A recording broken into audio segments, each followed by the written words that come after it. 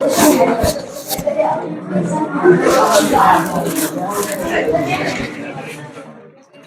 लीजिए, What do you learn from the play The Proposal? ऐसे person आपको exam में देखने को मिलते हैं, बेहद जरूरी है, क्योंकि हो सकता है कि ये पर्सन हम अब याद कर ले। कुछ ऐसे पर्सन होते हैं जो किताब में पासबुक में कहीं होते ही नहीं है। जैसे मान लो कि पहला लेसन हमारा ए लेटर टू गॉड वाला है, भगवान को पत्र, तो उसमें भी इसी प्रकार कहा जाए कि what do you learn from the play a letter to God. अब आप कहोगे सर जी कहीं पासबुक में था ही नहीं है पर्सन, नहीं था, ये तो आपके अपने खुद के विचार पूछ रहा है ना। तो ऐसे पर्सन हर एग्जाम में आपको देखने को मिलते हैं, और ऐसे पर्सन ही होते हैं जो होशियार विद्यार्थी को आगे बढ़ा देते हैं और कमजोर को पीछे। क्योंकि कमजोर क्या काम करता है, रटने का काम करेगा, वो समझेगा नहीं। इसमें ये बताया है कि what do you learn from the play. Play का मतलब यहाँ पे खेलने से नहीं है, प्ले का मतलब यहाँ नाटक से है ना।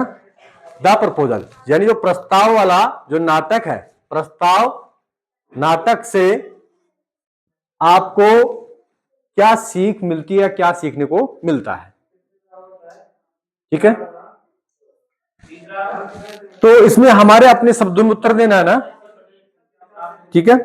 तो वी लर्न हमें सीखने को मिलता है, हाउ यानी कैसे, वी शुड बिहेव यानी बर्ताव करना चाहिए। बिहेव का मतलब क्या होता है, बर्ताव करना, व्यवहार करना। हमें बर्ताव करना चाहिए, शुड यानी चाहिए, एट दैट टाइम यानी उस समय, ऑफ ए मैरिज प्रपोजल यानी शादी के प्रस्ताव के समय। यानी इसमें बताया है कि हमें शादी के प्रस्ताव के समय व्यवहार करना चाहिए। कैसा व्यवहार करना चाहिए वो इसमें आगे बताया है कि वी कंप्लेन, कंप्लेन का मतलब क्या होता है, समझना, यानी हमें समझना चाहिए, या फिर हमें समझाता है, या फिर हमें समझना चाहिए, समझ। दैट ह्यूमन डिसक्वालिटीज, ह्यूमन डिसक्वालिटी का मतलब क्या होता है, मानवीय अवगुण। क्वालिटी का मतलब क्या होता है, गुण, और डिसक्वालिटी का मतलब क्या होता है, अवगुण। तो मानवीय अवगुण ऑफ एनी यानी ईर्ष्या के, यहां पे एनी मतलब क्या होता है, ईर्ष्या। सुपरियरिटी का मतलब क्या होता है, श्रेष्ठता।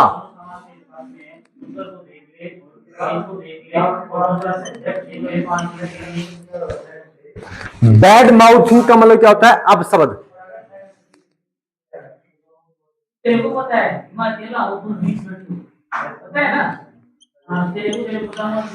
या फिर बेकार शब्द है ना, बैड, बुरे शब्द। क्यूएल का मतलब क्या होता है, झगड़ा। ध्यान दीजिएगा, यानी हमें समझना चाहिए कि ईर्ष्या, श्रेष्ठता, अपशब्द, झगड़ा, ये मानवीय अवगुणों को क्या करते हैं, बढ़ावा देते हैं। क्या करते हैं, ये मानवीय अवगुणों के प्रकार से बढ़ावा देते हैं। कहने का मतलब इनको हमें क्या करना चाहिए, कम करना चाहिए। ये मानवीय अवगुण ही तो है, अपशब्द बोलना है ना, या फिर ईर्ष्या करना, झगड़ा करना, ये सब मानवीय अवगुण है।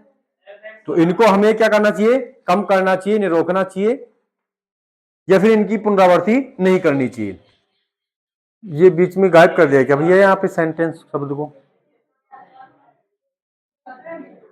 देखो तो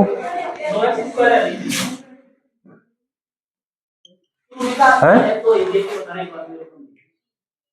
शुड से पहले सब्जेक्ट नहीं लगाया, ऐसे ही है। Should be keeped under control, हाँ इसी का भाग है, सही है। यानी हम जो बोल रहे हैं, यानी मानवीय समझ के ऊपर क्या करना चाहिए, कंट्रोल करना चाहिए, नियंत्रण करना चाहिए मानवीय अवगुणों को, ठीक है। Next, that anger defaults, that M, M का मतलब क्या होता है, लक्ष्य। डिफॉल्ट्स का मतलब क्या होता है यहां पे,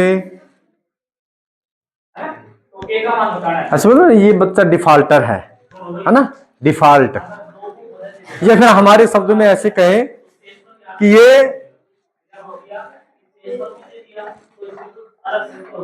दैट एंगर डिफार्स द एम, यानी जो गुस्सा है ना वो लक्ष्य की क्या कर देता है, हवा निकाल देता है। लक्ष्य का मतलब कहने को गुस्से में इंसान नहीं रहता, क्या हो जाता है, पागल। भाई गुस्सा जब इंसान को आता है तो समझदारी थोड़ी रहती है इंसान में कि क्या हम सही कर रहे हैं क्या गलत कर रहे हैं। गुस्सा एक प्रकार से पागलपन होता है, लेकिन होता है कुछ समय के लिए, ऐसे थोड़ी आजीवनी पागलपन हो जाएगा। और आजीवन हो गया तो फिर बात ये अलग है, तो हमेशा गुस्से में है। तो ये क्या कर देता है, हवा निकाल देता है, या फिर डिफॉल्ट हो जाता है, या फिर वो लक्ष्य के ऊपर नहीं पहुंच पाता। क्रोध में लिया हुआ डिसीजन हमेशा क्या रहेगा, गलत रहेगा। इसलिए कभी भी गुस्से में किसी प्रकार का कोई निर्णय नहीं लेना चाहिए। निर्णय तब लिया जाना चाहिए जब आप बिल्कुल शांत एवं ठंडे दिमाग से रहो उस समय। इज प्रूफसली, प्रूफसली का मतलब क्या होता है, सबूत, प्रूफ, है ना। हाँ, इविडेंट, यानी ये सब क्या है, इविडेंट का मतलब क्या होता है, गवाह, सबूत है ना। एक प्रकार से लक्ष्य को या लक्ष्य की हवा निकालना, ये सब क्या है, गवाह। सेंटेंस में कोई मिस्टेक नहीं है ना भैया। हाँ, ये देखते रहे ना। टाइम टू अंडरस्टैंड, समय को समझना चाहिए, ठीक है। टाइम टू अंडरस्टैंड, यानी समय को समझना। ईच अदर, यानी एक दूसरे को, शुड बी गिवन, यानी हमें एक दूसरे को हम समय दे रहे हैं तो समय की कीमत को समझना चाहिए। ईच अदर्स का मतलब क्या होता है, एक दूसरे। गिवन का मतलब होता है देना, यानी हमें अगर समय किसी को देना है तो सोच समझ करके देना चाहिए, बेकार में समय व्यर्थ नहीं करना चाहिए। इट टीचेज, इट यानी यह टीचेज यानी सिखाता है ना। द वैल्यू का मतलब होता है कीमत, यानी कीमत सिखाता है ऑफ पेशेंस एंड अंडरस्टैंड। अब देखिएगा, पेशेंस का मतलब क्या होता है, धैर्य। अंडरस्टैंड का मतलब क्या होता है, समझ। यानी यह हमें धैर्य और समझ की कीमत सिखाता है, क्या, समय, ठीक है। It also underlines the need to prioritise relationship. यहां पे पैरियोटिज का मतलब क्या होता है, एक प्रकार से उत्तम अवस्था, या फिर हम कह सकते हैं कि इसको पहले प्राथमिकता, इसका मतलब क्या होता है, प्राथमिकता, ठीक है। रिलेशनशिप आवर, ये भैया फिर से गलत लिख दिया आपने स्पेलिंग, ये आ गया ना यहाँ पे, ईगो। हाँ, एगो एन तो पहले होता है ना। ईगो, ईगो का मतलब क्या होता है, घमंड। ईगो का मतलब क्या होता है, घमंड। देखिएगा, यानी यह हमें घमंड से ज्यादा जो हमारे रिलेशन होते हैं ना उनको प्राथमिकता देना आवश्यक है, जरूरी है। कहने का मतलब हमारी जो अपने आप में घमंड वर्ती जो होती है उससे ज्यादा प्राथमिकता किसे देना चाहिए, हमारे रिलेशन को, संबंध को, ठीक है क्या। हाँ, ये इसके ऊपर क्या है, प्राथमिकता है, प्रभावशाली रहता है हमारा संबंध। ईगो कहीं नहीं चलता है रिलेशन में, और जहां ईगो रहता है वहां रिलेशन रहता ही नहीं है, ठीक है। और जहां रिलेशन है वहां ईगो का कोई काम नहीं होता है। नेक्स्ट भैया, यहां पर किसी प्रकार का कोई मीनिंग वगैरह में मिस्टेक्स वगैरह हो है क्या। नेक्स्ट ध्यान दीजिएगा, द टीचर सेड। अब ये हमें देखना है कि हमारा कौन सा सेंटेंस है, ये असर्टिव सेंटेंस है। कौन सा है, असर्टिव सेंटेंस। और हमने ये कहा था कि लास्ट में इस प्रकार से कोई शब्द आता है तो वो शब्द कहां पे इंक्लूड होगा, रिपोर्टिंग वर्ब के सेंटेंस में। और जब रिपोर्टिंग वर्ब के सेंटेंस में इंक्लूड होता है तो यहां पे सैड के बाद में ऑब्जेक्ट है ना, अब ऑब्जेक्ट है तो हम किसमें बदल देंगे इसको, टोल्ड में, टोल्ड बदल देंगे ना। उसके बाद में हमें क्या लिखना है, वाई लिखना है, अंडरस्टैंड। उसके बाद में कंजक्शन वर्ड क्या लगा देना हमें, दैट। आई हमारा फर्स्ट पर्सन है किसके अनुसार, सब्जेक्ट के अनुसार। अब सब्जेक्ट में टीचर है तो महिला भी हो सकती है और पुरुष भी हो सकता है, तो यहाँ पे ही का भी प्रयोग कर सकते हो और सी का भी कर सकते हो। उसके बाद में सैल का प्रयोग हुआ है यहाँ पे, तो यहाँ पे आपको उड का प्रयोग करना है।